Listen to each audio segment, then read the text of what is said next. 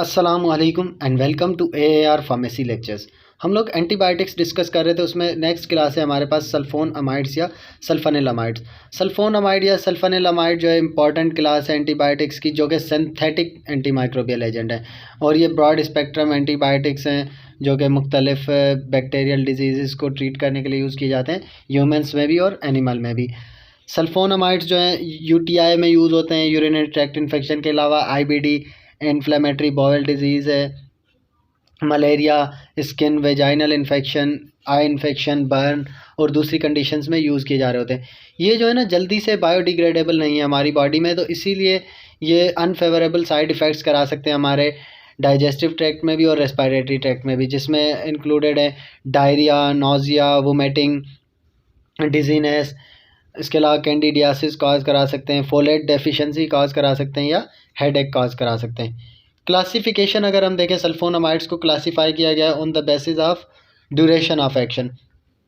तो duration of action की basis पे हमारे पास सबसे पहले आ जाते हैं शॉर्ट एक्टिंग, जो कि लेस देन 20 आवर्स एक्ट करें। ठीक है, इसकी सिंबल ये ठीक कर लीजिएगा, ग्रेटर देन सिंबल है, तो ये लेस देन 20 आवर्स काम कर रहे होते हैं, जिसमें हमारे पास सल्फाडायजीन है, सल्फाडिमिडीन है, सल्फासिटामाइड है। उसके अलावा इंटरमीडिएट एक्टिंग जो कि ग्रेटर देन 25 आवर्स काम करें, सल्फामिथॉक्सोजोल है। उसके अलावा अल्सरेटिव कोलाइटिस में यूज़ होने वाली सल्फासेलाजिन है, और टॉपिकली यूज़ होने वाली हमारे पास मेफिनाइड और सिल्वर सल्फाडायजीन है या सल्फासिटामाइड है। ये तीनों जो है टॉपिकली यूज़ हो रही होती हैं। उसके अलावा लॉन्ग एक्टिंग हमारे पास, लॉन्ग एक्टिंग जो ग्रेटर देन 50 आवर्स, इसकी भी जो है ना सिंबल सही कर लीजिएगा, लेस देन 50 आवर्स लिखा हुआ है, ये ग्रेटर देन 50 आवर्स होगा, जिसमें हमारे पास सल्फाडॉक्सिन है, सल्फामिथॉक्सी पायराजीन है या सल्फा डायमिथॉक्सीन है। केमिस्ट्री और SAR हम इंशाल्लाह इसका नेक्स्ट वीडियो में डिस्कस करेंगे। फर्दर हम अगर इंडिकेशंस देखें तो सल्फोन अमाइड्स या जो सल्फानिलमाइड्स हैं वो इफेक्टिव हैं ग्राम पॉजिटिव और ग्राम नेगेटिव बैक्टीरिया, जिसमें क्लेप्सिला आ जाता है, साल्मोनीला स्पेशीज़ हैं, इशिकिया कोलाई है या एंटेरोबैक्टर स्पेशीज़।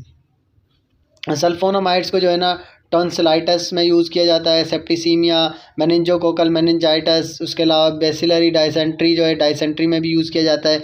उसके अलावा number of urinary tract infections में भी जो है सल्फोनामाइड्स यूज़ किए जाते हैं, उनमें जो है अच्छी एक्टिविटी है। इसके अलावा ये जो है कुछ फंजाई को भी इनहिबिट कर सकते हैं, उनकी ग्रोथ को इनहिबिट कर सकते हैं, जैसे न्यूमोसिस्टिस कार्नी है, या प्रोटोजोआ जो है उनको भी इनहिबिट कर सकते हैं, जैसे हमारे पास टोकोप्लाज्मा या कोक्सीडिया है।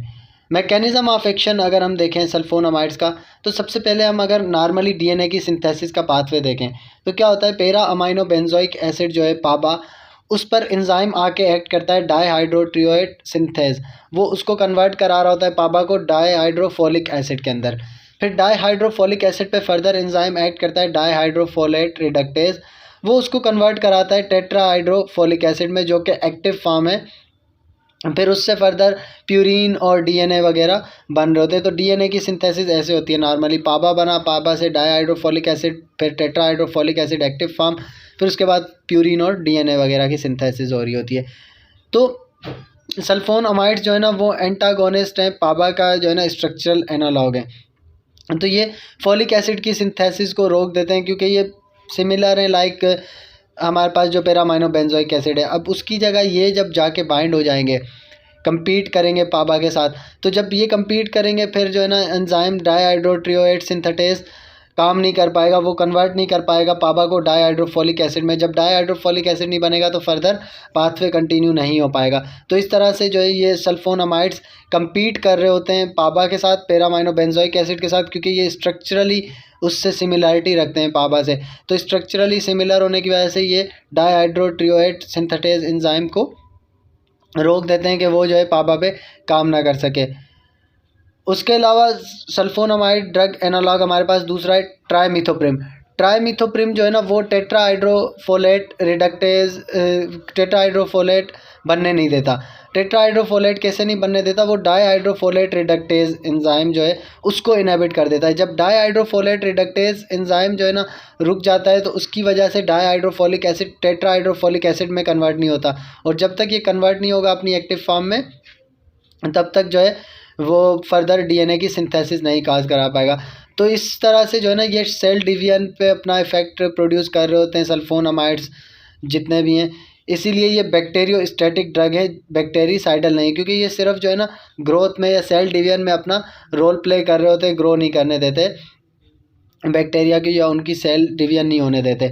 साइड इफ़ेक्ट्स अगर हम इनके देखें, साइड इफ़ेक्ट्स को याद करने के लिए सूफा याद रखें, एस से स्टीवन जॉनसन सिंड्रोम या स्किन एलर्जी, यू से यूरिन प्रेसिपिटेशन, एफ से फॉलिक एसिड डेफिशिएंसी, ए से एप्लास्टिक एनीमिया। क्योंकि ये फॉलिक एसिड बनने नहीं दे रहे तो फॉलिक एसिड की डेफिशिएंसी कॉज कराते हैं। उसके अलावा टॉक्सिसिटी हम अगर देखें तो लार्ज डोजेज़ में जो है ना सल्फोनामाइड्स वो एलर्जिक रिएक्शन भी कॉज करा सकते हैं, जिसमें दो हमारे पास बहुत सीरियस इन्फेक्शन जो है एलर्जिक रिएक्शन है। सबसे पहला स्टीवन जॉनसन सिंड्रोम और दूसरा टॉक्सिक एपिडर्मल नेक्रोलाइसिस। ये दोनों जो हैं कॉमनली होते हैं हमारे पास सल्फोनामाइड की टॉक्सिसिटी की वजह से। सल्फामिथॉक्सोजोल, सल्फासेलाजिन और सल्फाडायाजिन जो है एलर्जिक रिएक्शन शो क्यों करते हैं एज़ कम्पेयर टू दूसरे सल्फोनामाइड्स के, वो इतने ज़्यादा एलर्जिक रिएक्शन शो नहीं करते, ये तीनों ड्रग्स क्यों करती है। अब इनमें मेन रीज़न क्या है कि जो इनका N4 है ना उस पर एराइल अमाइन ग्रुप ऐड हुआ है। अब उस एराइल अमाइन ग्रुप की वजह से जो सल्फामिथॉक्सोजोल, सल्फासेलाजिन और सल्फाडायाजिन पे मौजूद होता है उसकी वजह से ही ये जो है ना एलर्जिक रेस्पॉन्स शो कर रहे होते हैं। जबकि दूसरे जो सल्फोनामाइड्स हैं ना उनके ऊपर अराइल अमाइन ग्रुप नहीं होता, तो जब अराइल अमाइन ग्रुप उन पे नहीं होता तो एलर्जिक रेस्पॉन्स वो इतना शो नहीं कर पाते, इसीलिए वो सेफली हम दे सकते हैं। इन तीनों में अराइल अमाइन ग्रुप होने की वजह से N4 पे ये ज़्यादा एलर्जिक रिएक्शन काज कराते हैं। दूसरा कि कोट्राइमोक्साजोल जो है वो बैक्टीरिसाइडल क्यों है, जबकि अगर हम सल्फोनामाइड्स अकेला दें तो वो तो बैक्टीरियोस्टैटिक इन नेचर है। तो कोट्राइमोक्साजोल जो हमारे पास सल्फामिथॉक्साजोल का ट्राइमिथोप्रिम के साथ कॉम्बिनेशन है वो दो एंजाइम्स को इनहिबिट करता है। वो पहले जो है पाबा से हमारे पास डाईहाइड्रोफोलिक एसिड भी नहीं बनने देता और फिर फर्दर जो है ना डाईहाइड्रोट्रियोएट के बाद डाईहाइड्रोफोलेट रिडक्टेज को भी इनहिबिट कर देता है। तो दोनों एंजाइम्स वो इनहिबिट कर रहा है, पहला डाईहाइड्रोट्रियोएट सिंथेटेज फिर उसके बाद डाईहाइड्रोफोलेट रिडक्टेज।